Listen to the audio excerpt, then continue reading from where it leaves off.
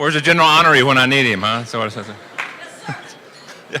I use my drill sergeant voice if I had one, but I only was in the Boy Scouts, so I don't know how to do that.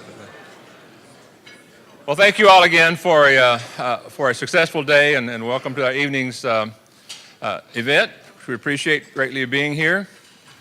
I don't know about the rest of you, but I can't button my coat, so I had just about enough, and I'll see you all in the gym tomorrow morning at 5. So if you're not there, I'll know who's not. Small place. I want to, first of all, thank our evening sponsor, the Walton Family Foundation, for making this possible. And it was Moya and Scott's idea. Thank you. I think there's probably been no other organization that's been so tirelessly working for the Gulf of Mexico and Restore, and making sure that Restore does what everyone anticipated it to do. And they've been tireless all across the Gulf of Mexico, and we all owe them a debt of gratitude, and we appreciate their support and work with us in the summit, as long as the other things that they are doing, which is wonderful.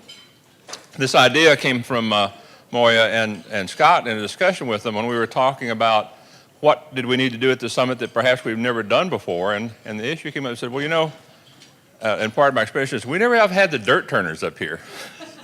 and that being the people who actually, all these projects we've been talking about, and we need to do this, and we're going to do this, well, there's someone who actually has to do that. And we're fortunate in the Gulf of Mexico to have some engineering firms and others that really do know their business. And so we're going to hear from them tonight, because there's some challenges they face in making all of these dreams we talk about come true. And I would just say I had a bit of a discussion before we came up, and one of the questions I laid in front of us came out of the afternoon session that we were talking about. Well, okay, we have some billions of dollars of restoration projects that will be coming in line. Who knows what that will be, but it will be in the billions. And as they line up to become reality, they're all going to have to be permitted. We heard about that. And the question is, are we in a position where we can handle all of that? And can these engineering firms do that? Because, as you all know, if it doesn't happen, we're going to blame them. So they have a great stake in making sure all this works, and we need to help them to the degree we can, because this is where the reality hits the road. And I'm going to introduce to you tonight Moya McDonald. Nearly everyone here knows. If anyone doesn't know Moya, you should. Here, she's joined the Walton Family Foundation in 2009 and managing the Mississippi River Watershed grant folio. She's has more than 18 years of experience in wetlands and freshwater conservation, and previously managed the Mississippi River and Great Lakes programs for the National Fish and Wildlife Foundation.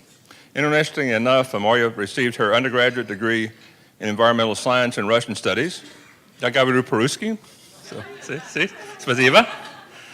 At Brown, and a PhD in geography, a master's in PhD in geography from University of Minnesota. As you know, she's taken on a giant role for us here, and it's going to be one of the key people in the Gulf, no pressure, to keep all the good work they've done, and I have great confidence that we all do. So greatly, join me in welcoming Moya up to the...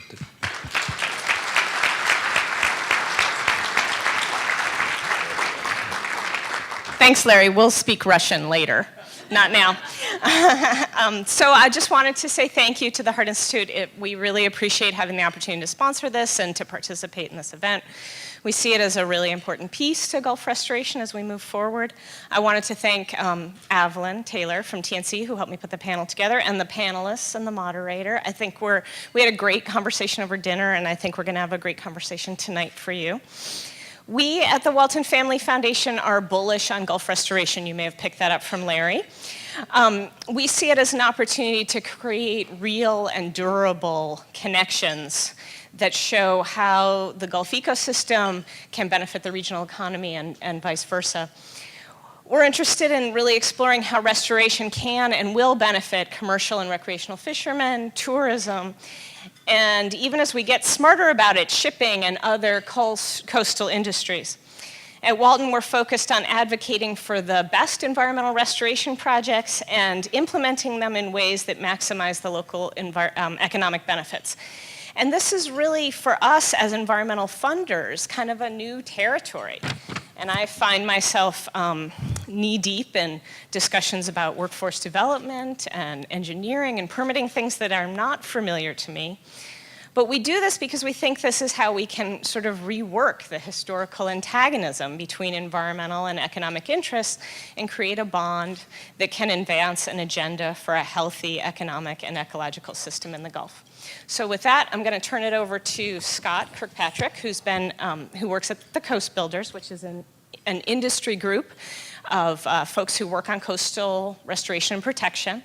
And he's been there for about 6 years. And he came there from the governor's office in Baton Rouge and also worked on policy issues for Senator Breaux up in DC. So with that, I turn it to Scott. Thank you very much. Oh, I don't give you this. Sorry. Get the double mic. We might burn him out. Only one mic. Right. Can you hear me all right? Okay, good. Yeah, well, look, it's thrilling to be here. We got a great panel. I was just thinking back, I had an opportunity back when I was in the governor's office to be at the State of the Gulf conference back almost 8 years ago. So it's amazing to think about everything that has happened in that amount of time. And, work with the Coast Builders Coalition focused on working with the industry that's doing this work. So that's the contractors, that's the consultants that are looking to do the restoration protection along the Gulf Coast. And so this is a perfect place for us to be. Love the idea and actually day-to-day working with the NGOs, with the academics, with the agencies to make all of our kind of dreams a reality. And so one thing as we go through, and I'm going to let each of the panelists introduce themselves, but just think about this, especially as you hear from them. One key thing, use us. That's the big thing. Industry is there. They want to be hired, but they want to be used more than anything. And so as we talk about these different items tonight, think about how we can best be used to make the overall program a success. So we'll just do introductions. Start with Bob. I'm Bob Worth with Atkins. Atkins is I'm Vice President in the Water and Environment Division. Atkins is the 14th largest design, engineering, and environmental firm in the world, but our U.S. operation has over 50 years from Florida to Texas based on the Gulf Coast. We're currently working on restoration projects in Texas and Louisiana and Florida. Not, what was the term? It was random restoration projects, but very planned restoration projects. But we also have worked on some of the big core projects like Everglades restoration, Missouri River, Sacramento Delta. I come to this as a systems ecologist, a quantitative ecologist with a strong monitoring background, and actually a lot of that has played well into the corporate ecology I now deal with. I'm Patrick Barnes, president, founder of Barnes, Ferland and Associates. We're an engineering firm headquartered in Florida with offices in Louisiana, New Orleans as well. In addition to owning an engineering firm, back in 2006, I started a workforce development program post-Katrina to help uplift the young people in that area and get them engaged in the restoration work. At our peak during that time, we had over 150 employees working in Louisiana and on restoration work associated with the impacts from Katrina and Rita. Then in 2008, similarly, we established offices in Texas to work on effects of Gustav and Ike. So I guess what I bring to the discussion here is how do we connect workforce development with engineering projects. As a professional geologist, as a black professional geologist, I can personally attest to the fact that there are very few of us out there doing this kind of work, and we need to do all we can to uplift folks in these vulnerable communities and get them engaged in environmental restoration projects. I'm Doug Heatwall with Ecology and Environment. I'm the director of our Gulf Coast region. Our company was founded in 1970. As our name implies, we're an environmental consulting firm that puts ecological principles first. We were founded in the era when there were a lot of serious environmental problems being recognized in our country. Our founders were interested in developing a multidisciplinary, holistic approach to environmental problem solving. And from our early days, we helped work for the Department of Interior to do environmental oversight of the construction of the Trans-Alaska Pipeline. We were EPA's contractor on the cleanup of Love Canal, the nation's first hazardous waste site. From there, we've grown to be an international firm with 1,100 staff covering 85 different technical, scientific, and engineering disciplines. We've been located on the Gulf Coast since the late 1970s with offices in Texas, Louisiana, and Florida. We have worked on environmental programs in the Florida Everglades, Chesapeake Bay, as well as the Great Lakes region. And we've been working for a variety of Gulf Coast clients on a host of different environmental planning, impact assessment, restoration, and stakeholder engagement programs over the last 30 years. Thank you all. Well, the first question we thought we'd tackle is, what makes these gentlemen, these companies, and this industry tick, and you may say, money. Well, no, more complicated than that. When they're sitting in kind of a business meeting, planning their year, what does this opportunity in the Gulf represent for them? And what are the challenges they see and the opportunities they see? So Bob, give us some insight there. Careers are made or delayed by correctly calling that. As most of our clients on my side of Atkins are public. And to get hired as a consulting firm to actually target a project, that project has to have some technical need, some scheduling need that the client wouldn't want to staff up and do it themselves. Or it needs to be not so much research that the client would give that money to a university to do, because both the client and the university could do a very good job at that. So in terms of your standard project might go something like this, a restoration project. A state agency staffer conceives it. They put out an RFP, they hire a firm who subcontracts, primes it and subcontracts it. That firm has a designer who designs it, engineer who designs it, a permitter, environmental permitter who permits it. Then you've got the construction side of stuff, probably a subcontractor with that firm doing construction oversight.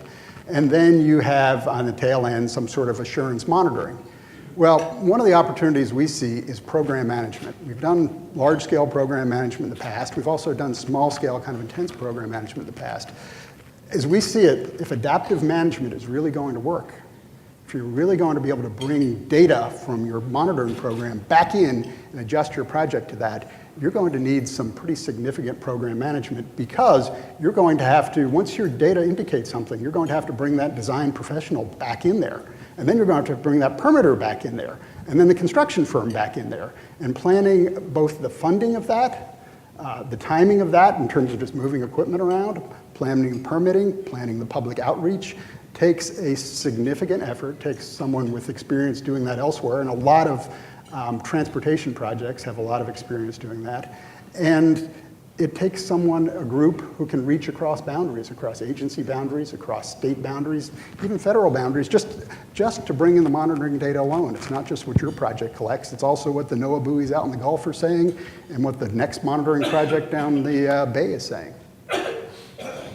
Yeah, I guess I think perhaps the best opportunity that can possibly come out of this restoration work for my business would be full integration of communities in the process.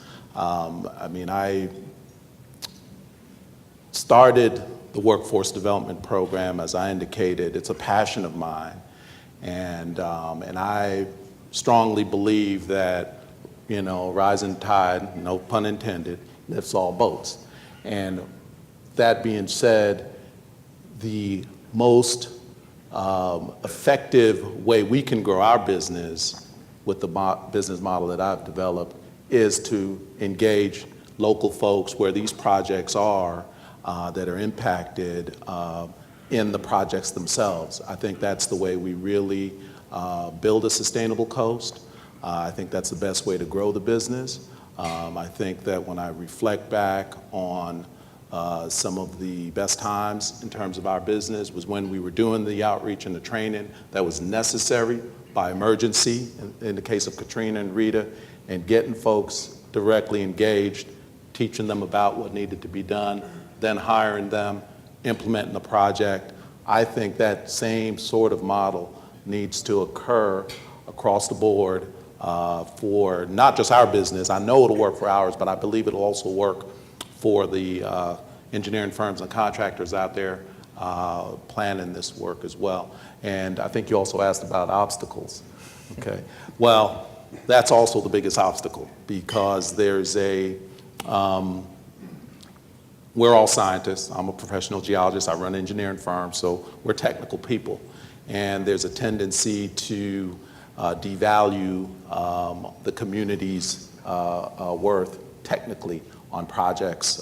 And I think that that's the biggest obstacle, is getting the project stakeholders, purveyors, to understand that there is tremendous technical value that can be had from the fishermen, from the community folks, the oystermen that are out there fishing, working in these waters, working in these communities day in, day out. So identifying ways to capture that data, I think, would help overcome that obstacle and reluctance.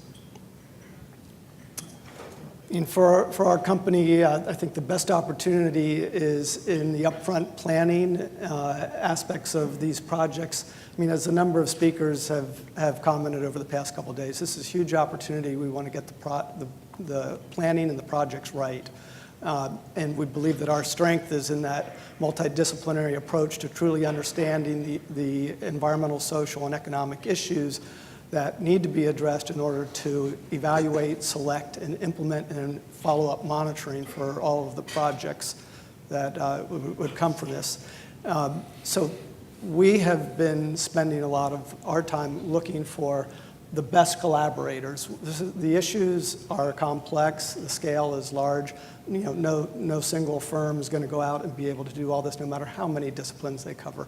The expertise that it resides throughout the Gulf Coast is key to a successful approach to this.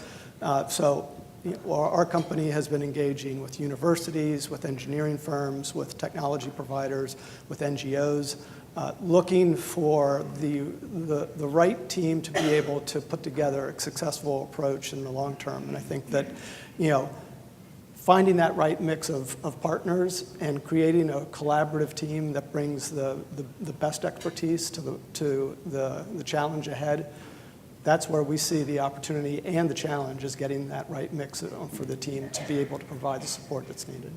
Yeah, great. Well, you know, and related to that is, you know, how do we bring these innovative solutions to the forefront? Obviously, it's getting great people involved, getting them involved early. You know, I think there's certainly an idea and a concept that not only do you drive incredible innovation around the Gulf and thereby drive down the cost and improve implementation, but then you're able to take kind of these ideas to the world, knowing that many other places in the world have these challenges. So I would be interested in your thoughts as you think about innovation, how we maximize innovation in the Gulf, and then, you know, then challenge and prepare companies to bring that to other places. What do you think are some key aspects of that? Pat, I'll give you that one first. Okay. Well, I've recently learned, and I was surprised that I didn't know this already, but I guess in response to President Obama's grand challenge, Tulane University is offering a $1 million prize to entities or individuals that can come up with a solution to the hypoxia problem at the mouth of the Mississippi. And I mean, this challenge is a way, I think, that, and it's a uniquely American way of spurring innovation. And I think that we, as the Gulf Coast, have a unique opportunity with challenges like that to put ourselves at the forefront of developing technologies and taking these technologies. And I mean, hypoxia is a problem across, it's a global issue. So, you know, this is the kind of thing that can really anchor the Gulf Coast as a leader in technology, challenges like that. Another thing, and you know, I'm gonna layer the community into every response I give, so just in case y'all haven't figured that out, is we really have a unique opportunity to establish best management practices for how you engage and uplift while you implement technical projects. And I know the Core Network, my Limitless Vistas, my nonprofit, is a member of the Core Network, and they've been working on restoration corps, establishing conservation corps, which are organizations of young people primarily that work in the outdoors, establishing corps across the Gulf that can help meet that challenge. Figuring out ways to let RFPs in such a manner that maximizes the involvement of entities at the grassroots level is also a way that I think that we can innovate. I know that about 3 years ago, I was approached by some folks in the Netherlands who also have a similar demographic in terms of minority youth and some issues, and of course they have the sea level rise issue, and they wanted to know what we were doing to help incorporate some of those aspects into our projects. So that's something that we could also export. So I think that's a unique opportunity.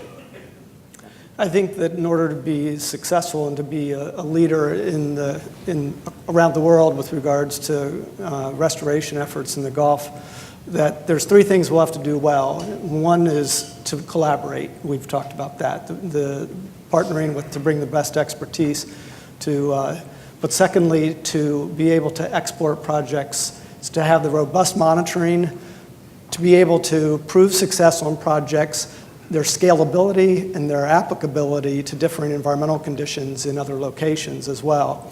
I think third, an effective communication programming has to be a part of every project. I think that in Jennifer Pollock's talk yesterday, she mentioned about the need to dedicate up to 10% or more of a project budget to the monitoring aspect. I think also projects need to also dedicate a certain amount to communication, to effectively be able to communicate not only the success of projects, but also to be able to communicate it in a way that transcends cultural differences so that what is being done in the Gulf can be used in other locations worldwide. So I think in a number of ways, the innovation needs to be outward looking for application in other areas, and that requires effective communication. Add at least 10% to that, on top of that monitoring, for actually analyzing the data that you collect. As I said, Atkins is an international firm, and we have an initiative we call Future-Proofing Cities.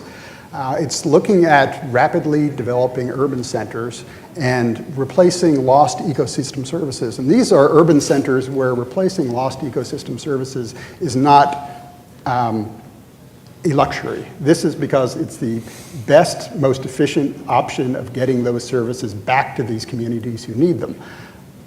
The flip side of that is if you bring in a technology there that fails, you've wasted very valuable resources. You just haven't wasted a settlement. You haven't wasted, I mean, these are resources that can really make a difference to people's lives. So if you implement them, you want them to work. That's what we can export. Now, the danger I see, or the difficulty I see in coming up with those technologies here is a fear of failure. Flying in, I was reading the Southwest Airlines magazine, and they had an article on page 20 about, it was entitled, "Failure is an Option." But there was a line in there that said, engineers push things to the limit to see when they fail. And the truth is, we really don't do that much in my side of engineering. We deliver success to the client all the time, or either that or we lose our shirts on the project and we have an unhappy client. But in order to really get some of these moving technologies out there, we need to scope projects that go forward that have some positive benefit, even if they don't reach their maximum potential, even if they fail. And that's not going to be that easy because the cost of failure, even the cost of construction, is not borne equally by all communities, especially local communities who depend on those resources. A failed marsh, that can be really significant, and not to mention the actual cost they bear in terms of construction. But, and that's what I see. I mean, there's been comments about other restoration programs, big restoration efforts where they've been analyzed to death and no dirt has been turned. And it's easy to point those fingers, and a couple of years ago I probably would have been one of the people pointing those fingers. But you know, I look at our industry, it'd be very difficult to write a scope. It'd take a lot of effort to write a scope for a project that might fail, because we don't do that. We deliver solutions to clients. We're engineers. We don't let things fail. So that's what I see as one of the big difficulties in getting really serious technology that can be exported, and there's demand for it out there, as we've said, but is the ability to actually push that envelope. And it's going to take a team. It's going to take, when I talked about that program management effort, it's going to take a very big team. It's going to take a lot of actual project resourcing technology, and it's going to take a lot of community interface. Well, obviously, to your point, a complicated environment to operate in. Potentially dozens of different funding streams, different clients, different timelines and regulatory regimes. Give us a sense for 5 years from now. What does success look like? Not just for your company, but kind of for the region, for your company working with others to work on the Gulf Coast. What does that look like, Doug? Well, I think at the speed that the restore money is coming, that 5 years may be too short of a time frame to be seeing large-scale success in proven projects. But I do think that we'll begin to see a number of demonstration projects that can show promise for further implementation and further success down the road. I think that in the 10 to 15 year time frame, we will begin to see real results in terms of changes in reduction of hypoxia in the Gulf of Mexico, in terms of expansion of marsh or seagrass and other types of habitats. I think that longer term time frame is more likely. In terms of business success, I think that within 5 years, we would expect, a measure of success for us would be to able to expand our presence on the Gulf Coast by as much as 25% due to workload related to restoration projects, perhaps adding new offices. I think that the other element is a measure of success is also going to be in terms of being able to engage a broader community involvement, that not only in terms of the numbers, but in the diversity of types of stakeholders involved. I think there was discussion today that sometimes there's too much of a limitation on those that have interest, either an environmental or an economic interest. And I think that a measure of success will be getting more stakeholders to the table. Yeah, right. Well, this was alluded to earlier today. I think 5 years down the road, a project of significance taking place in each of the states that can be pointed to, so it doesn't fall off the radar screen, so something else doesn't become more of a priority. Probably the biggest project in Louisiana. In terms of, from the business sense, this is not quite to the question, but success for us would actually be engaging with clients before, or potential clients, before some of these projects get bid or scoped. I mean, we are a free resource. I mentioned this when we were having dinner before. The worst thing as a consultant is not to not win that project in your specialty. The worst thing is for someone else to do it and that project to fail, and then that client doesn't ever want to do what you do best again.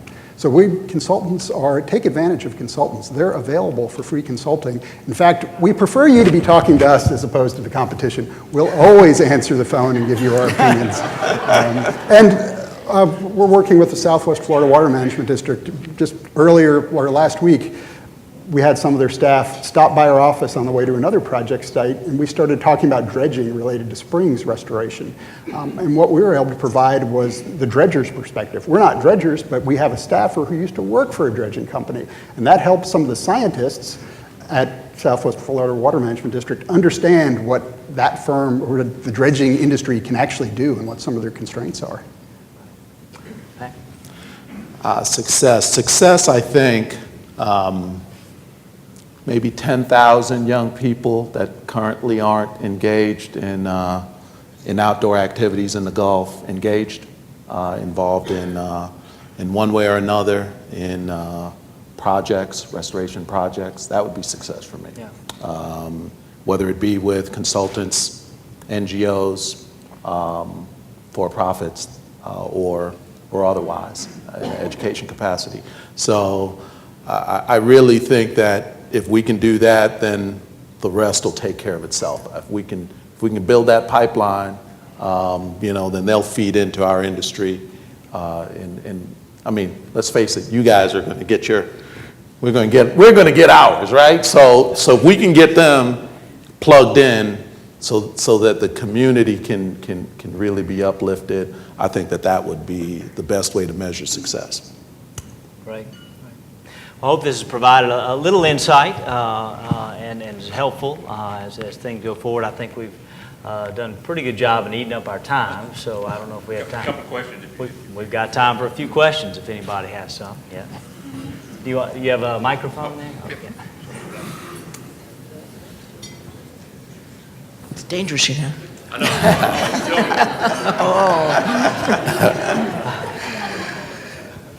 So most of the focus on restoration is concentrated around the coastal areas, beaches, marshes, and the like, because that's where people tend to be. I'd like to have your thoughts about where most of the Gulf of Mexico is, which is out there, beyond the beach, and into deep water where little is still really known. You know, most of the ocean as a whole remains unexplored. To what extent do you think an investment in really and truly assessing the Gulf of Mexico into deep water to give us a real idea of where the healthy places are that can give us a measure of what success looks like? I mean, if I just arrived in the Gulf of Mexico this week and saw what we call the dead zone, I might think that's normal because, hey, I'm here, it's here, isn't this the way it's always been?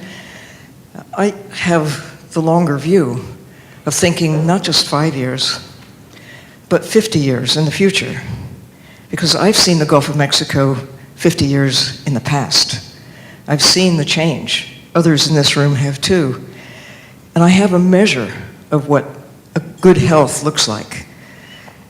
And to be able to assess progress, you have to have a standard to go by. Can some of your resources, your approaches include finding, establishing, and putting a priority in maintaining places that do represent that standard of what the Gulf of Mexico has been like before the high pressures that we now see imposed, and what we can do to restore back to that other standard? I'll take a shot at that. I'll take a shot at that. And it's not quite deep, but it's at least 100 miles offshore. When G.P. Small from Flower Gardens Banks was here earlier today, he mentioned last time he saw me, I was in a wetsuit out at Flower Gardens Banks with him.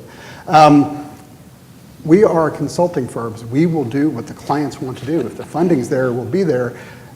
And I can even, if I look at some of the lineage of environmental consulting, especially around the Gulf Coast, some of the continental shelf assessments that were done, actually, if you look at some of the authors on those things, those people have gone on from the firm that they were with doing that and started their own divisions. I mean, so in terms of a technology transfer, it was done once before, and it actually has blossomed throughout the industry, turned a lot of engineering firms into environmental firms.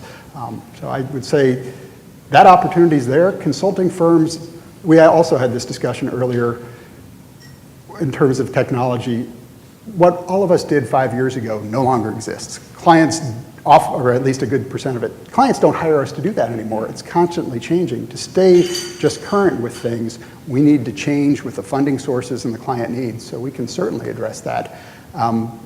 Whether we have the ability to actually lobby to have that done, that depends on the firm probably. There are some firms out there who are large enough to make that difference. Well, I mean, I think that you're on point. I mean, I do think that we're the stewards of the Gulf. You know, a lot of the impacts, even in deep water, are a result of our actions, and certainly we need to be monitoring and aware of what the current health is so that we can measure success down the road. But I do think that a lot of the inflows, like the dead zone is larger than the size of New Jersey. I mean, which is so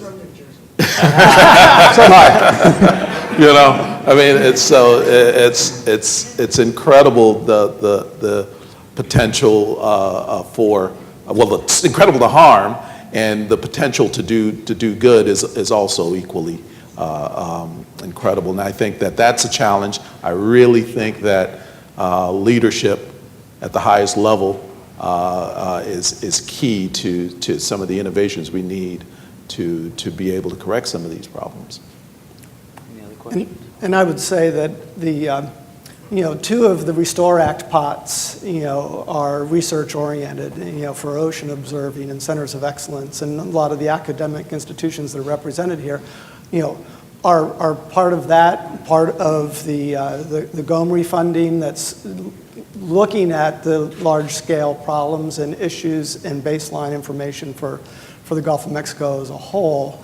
And, and so for consulting firms, it is not so much in our space, as for the academic institutions. There are things that we believe our firms can bring to aid the academic institutions in that, and there's a number of things that we have looked at in teaming up with universities that we believe add some strength in information management systems. But I think one of the key things that has to be dealt with is, are we asking the correct questions?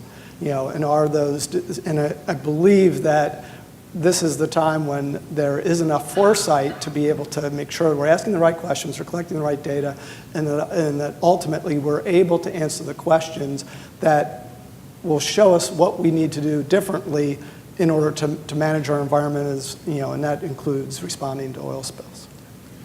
I was really intrigued. I always like to learn something. I was really intrigued to learn about your $1 million prize that you're talking about, which prompted me to tell you that we will be canceling the lunch on tomorrow about the hypoxia, and I'm trying to convince Nancy and Jim to join me in a limited liability partnership. We're going to be on our way to Tulane. No, it's a perfect setup for that, and appreciate it. I can't thank you all enough. It's been a wonderful evening. I know you'll be around to answer questions. I would just say I would hire you anytime, and we couldn't be in better hands in the Gulf if we have people like these and companies like this to help us get where we want to go. I think it's wonderful. Please join me in thanking them for being here tonight.